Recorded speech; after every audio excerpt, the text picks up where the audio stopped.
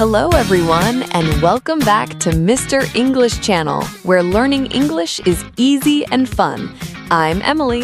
Hello, Emily. Hi, everyone. It is so wonderful to be here today. I am very, very happy to see you all.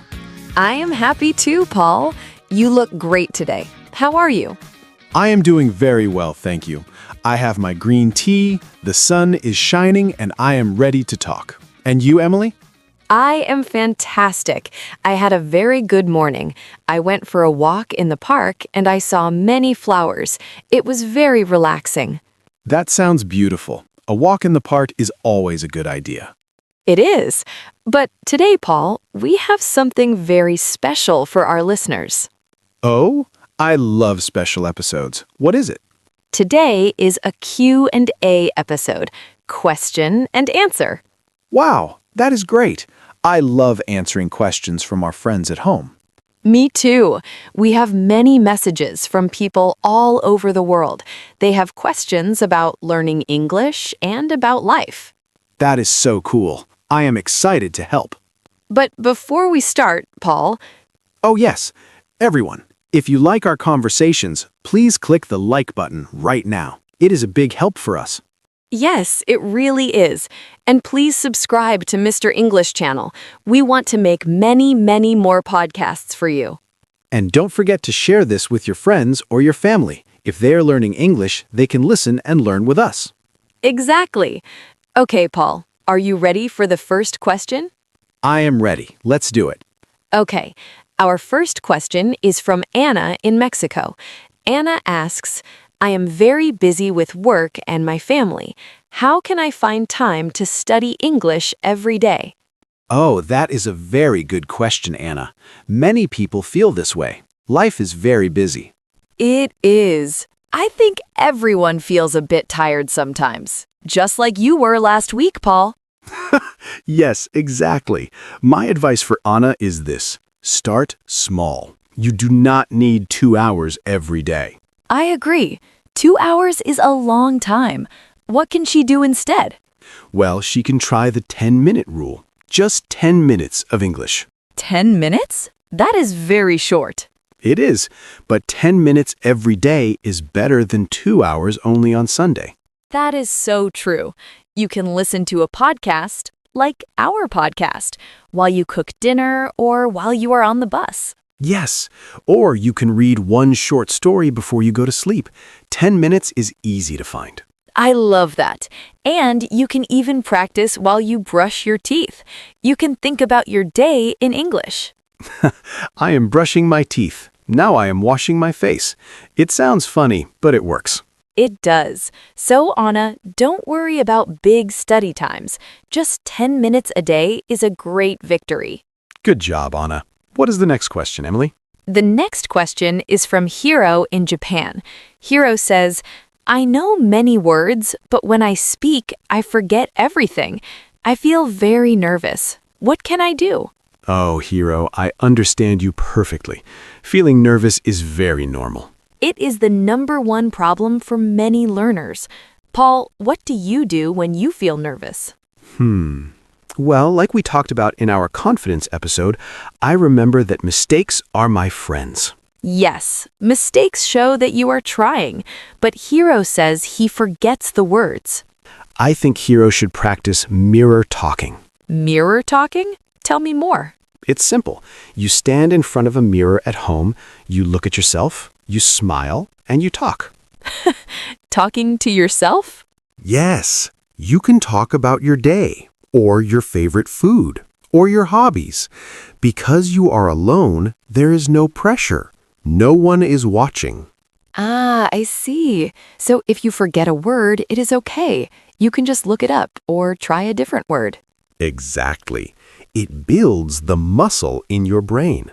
When you talk to a real person later, your brain remembers the feeling of speaking. That is a great tip. And remember, Hiro, you don't need to use big, difficult words. Simple words are beautiful. Yes, I am happy is just as good as a big, complex sentence. Communication is the goal, not perfection. Well said, Paul. Okay, ready for question number 3? Bring it on. This one is from Maria in Italy.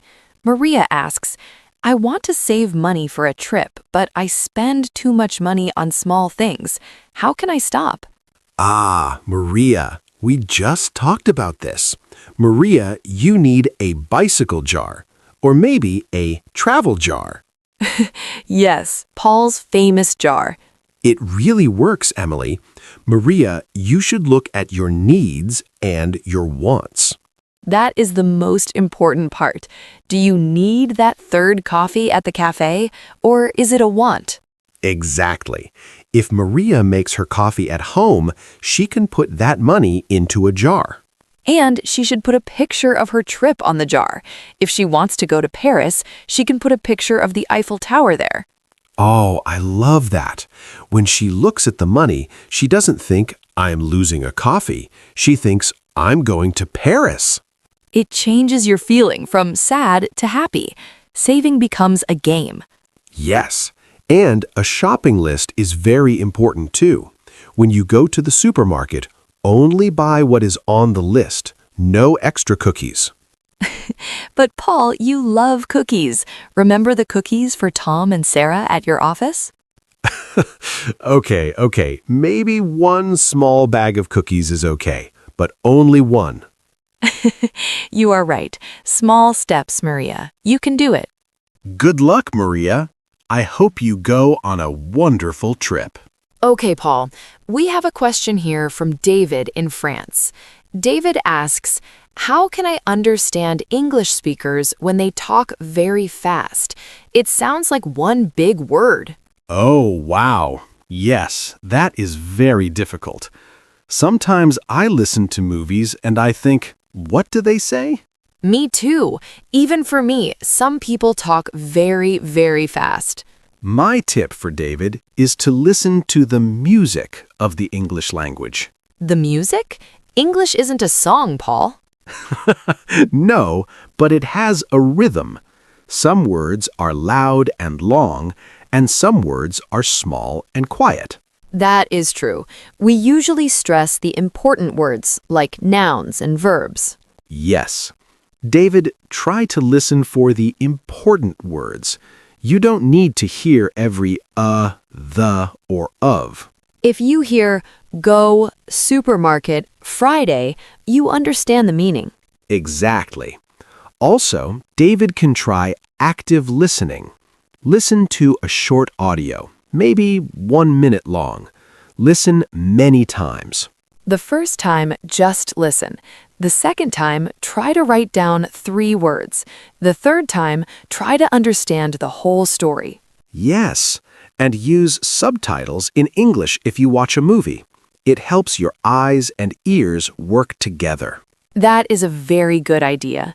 Don't feel bad if you don't understand everything. Just keep listening. It gets easier. It really does. It's like a puzzle. Slowly, the pieces fit together. Great. Now we have time for one more question. This one is from Elena in Brazil. Oh, Brazil. Hello, Elena. Elena says, I am moving to a new city for work. How can I make new friends and practice my English at the same time? Oh, moving is so exciting, but it can be a little lonely too. It can, but it is a great chance to use English. Elena, you should look for interest groups. What are those? Groups for people who like the same things. For example, a photography club, or a cooking class, or a hiking group. Oh, so if Elena likes cooking, she can join a class. Everyone is there to cook, so it is easy to talk. Yes, you can ask simple questions like, do you like this recipe, or is this salt? Is this salt? That is a very safe question. Well, it starts a conversation, and because you are doing an activity, you don't feel so nervous. That's true. And you can use the tips from our confidence episode. Smile, say hello, and give a compliment. Yes, I like your apron, or you are a very good cook. People love that. And maybe she can find a language exchange, a place where people meet to practice different languages. Those are fantastic. You help someone with your language, and they help you with English. It's a win-win. Exactly. So, Elena, be brave. Go to one new place every week. You will meet many nice people. I agree.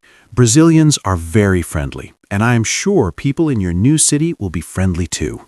Wow, Paul, we answered a lot of questions today. We did. It was a lot of fun. I feel like I learned something too. Me too. It is so nice to hear from our listeners. They're all working so hard. They really are. Good job, everyone. We are very proud of you. Before we go, Paul, should we remember the main points from today? Oh, yes, that is a good idea. Let me think. Well, first, we talked about time. Remember what we said to Anna? Yes, the 10-minute rule. You don't need hours and hours. Just 10 minutes of English every day is perfect. Exactly. And for Hero, who was nervous about speaking, Smile and talk to the mirror. It sounds a little silly, but it really helps you feel ready for a real conversation. it does. And I liked what we told Maria about money. Oh yes, the wants and needs, and the jar. A picture of your goal on a jar helps you save money for your dreams. I want to make a jar for my next vacation now. Me too. And for David, we said, listen for the important words. Don't worry about every small sound. Right. Listen to the rhythm, like music. And for Alina, moving to a new city, Join a club. Find people who like what you like. It is the easiest way to make friends and practice English without stress. such good tips, Paul. We make a good team. We really do, Emily. Well, that is all for today's episode of Mr. English Channel. Yes, thank you so much for all your wonderful questions. We are sorry if we didn't answer yours today, but maybe next time. Please don't forget to subscribe and like the video if you enjoyed our chat. And share it. Let's help more people feel confident in English. And now we have a question for all of you listening. Oh yes, tell us in the comments what is your biggest goal for English this year? Or you can tell us what is one question you want us to answer in the next Q&A. We love reading your comments. They make us very happy. They really do. Well, thank you again for being here with us. Yes, thank you everyone. You are amazing. See you in the next episode. Bye-bye. Bye for now.